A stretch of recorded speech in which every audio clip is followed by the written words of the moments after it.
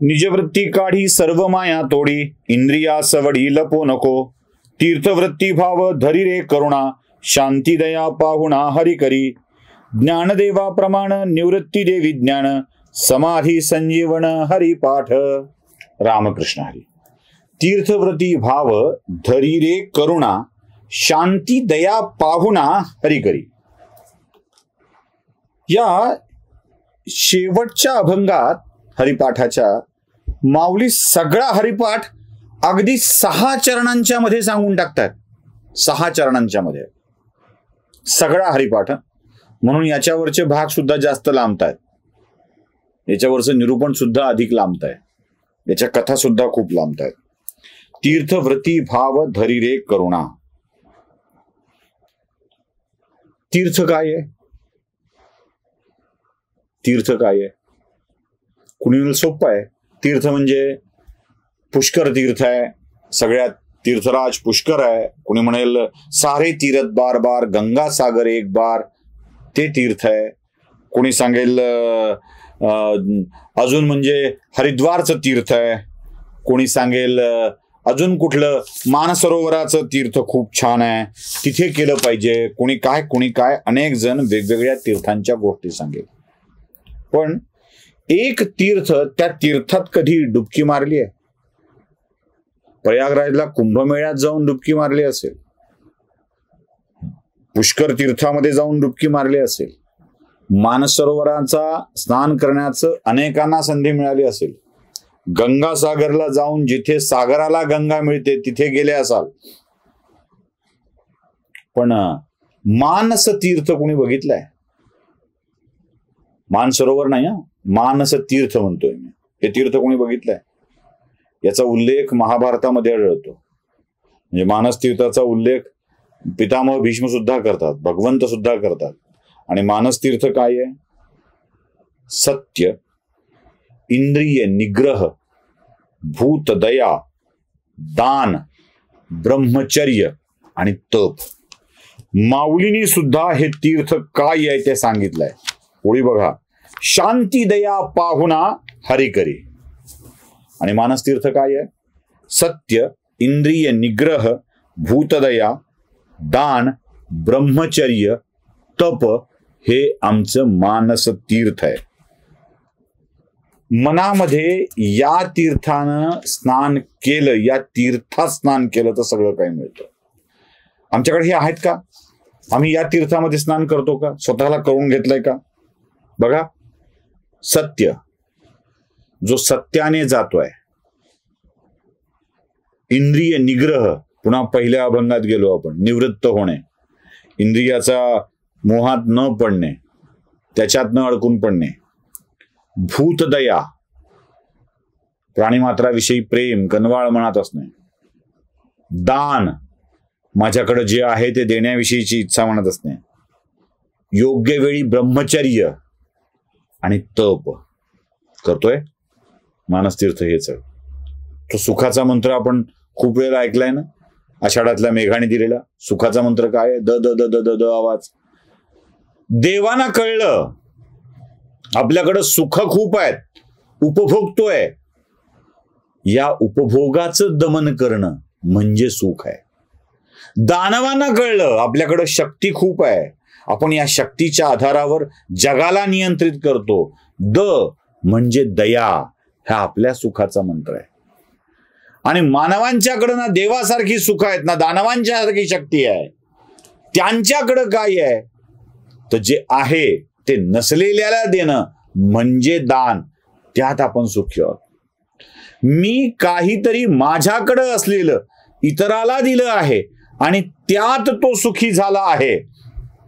हा जो भाव आहे ना, तो आम्हाला अधिकचा सुखी करतो. आणि हे सगळं करण्यासाठी एका तपश्चर्येची आवश्यकता असते. ही तपश्चर्या जे करतात ते सुखी होतात. आणि मानसतीर्थ म्हणजे काय? तर हे आहे, याला मानसतीर्थ म्हणतात. या आपल्या मनाला, बुद्धीला या सगळ्या सद्गुणांच्या मध्ये सचेल स्नान घालून पवित्र करायला हवं.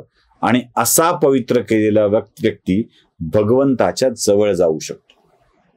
ज्ञानदेवाप्रमाण निवृत्ती देवी ज्ञान, समाधी संजीवन हरिपाठ. ज्ञानदेवाप्रमाण निवृत्ती देवी ज्ञान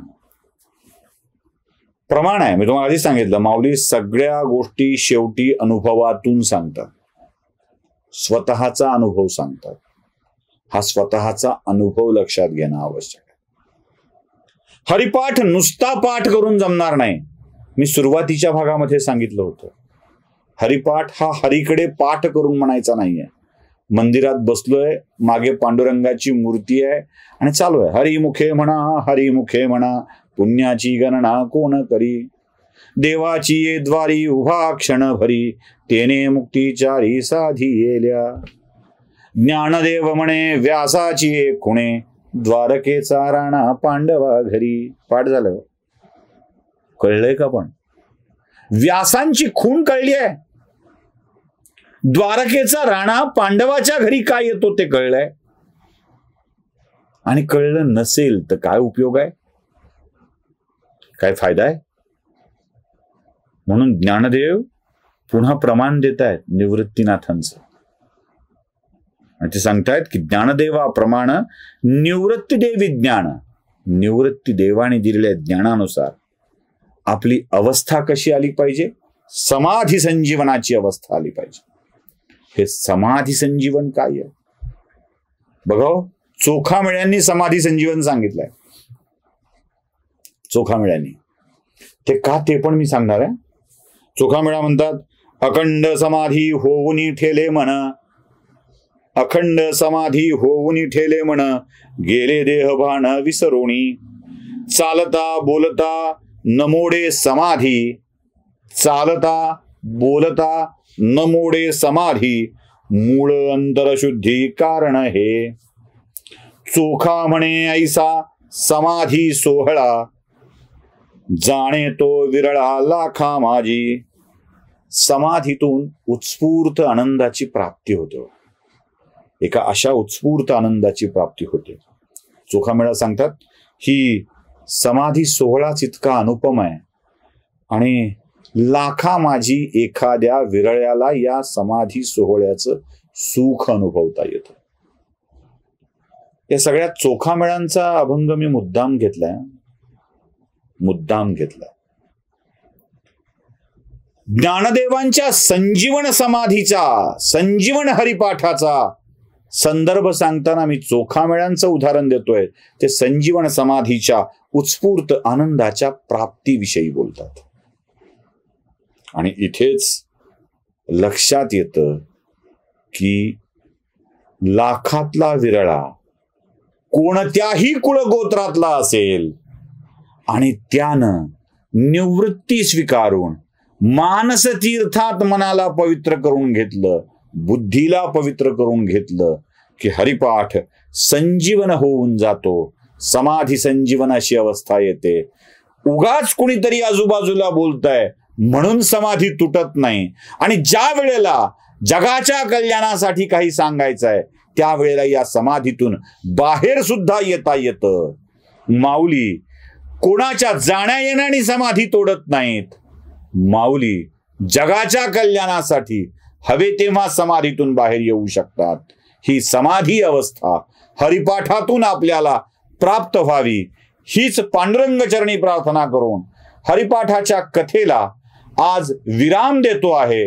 आणि उद्यापासून याच हरीच्या आणखी एका रूपाची म्हणजे रामरायाची कथा सांगायला मी येतो आहे. रामकृष्ण हरी.